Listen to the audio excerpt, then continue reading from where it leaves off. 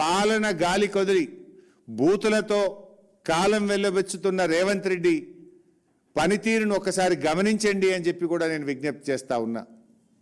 ఇప్పుడు మన రాష్ట్ర ముఖ్యమంత్రి ఏ రోజైనా అది అఫీషియల్ మీటింగా, అది పొలిటికల్ మీటింగా, అది ప్రెస్ కాన్ఫరెన్సా, ఏ రోజన్నా రైతు సమస్యల గురించి మాట్లాడతాడా? వారి బతుకులు బాగు చేసేందుకు ఒక్క పథకం అన్న తెచ్చిండా? గురుకులాల్లో పాము కాట్లతోని, కరెంటు షాకులతోని, కల్తీ ఆహారంతోని పిల్లల ప్రాణాలు పోతుంటే ఏ రోజైనా రేవంత్ రెడ్డి గారు మాట్లాడారా? విద్యా కమిషన్ ఇచ్చిన రిపోర్టు అమలు గురించి ఏనాడన్నా రేవంత్ రెడ్డి గారు ఆలోచన చేసిండా? 20 లక్షల మంది పిల్లల భవిష్యత్తుకు సంబంధించిన ఫీజు రియంబర్స్మెంటు పథకం ఊసే ఎత్తాడు రేవంత్ రెడ్డి గారు.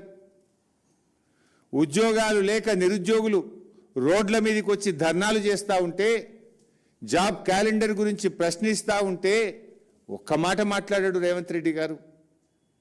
అవ్వాతాతల పింఛన్ల గురించి మాట్లాడాడు. అక్కా చెల్లెళ్ళకి ఇచ్చిన హామీల అమలు గురించి మాట్లాడాడు.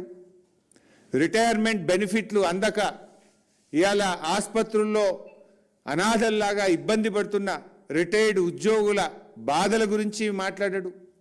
ఉద్యోగుల డిఆర్సీల గురించి, పిఆర్సీ గురించి, డిఏల గురించి, వాళ్ళ ఏరియాస్ గురించి ఒక్కరోజు మాట్లాడాడు ముఖ్యమంత్రి. ఇవేమి మాట్లాడాడు కానీ కేసీఆర్ను మాత్రం ఒకటేగా ఆయనను గుర్తు చేసుకోవడము, కేసీఆర్ పోరాటాన్ని, కేసీఆర్ త్యాగాన్ని, కేసీఆర్ కృషిని తక్కువ చేసి చూపించే ప్రయత్నం, బూతులు మాట్లాడే ప్రయత్నం.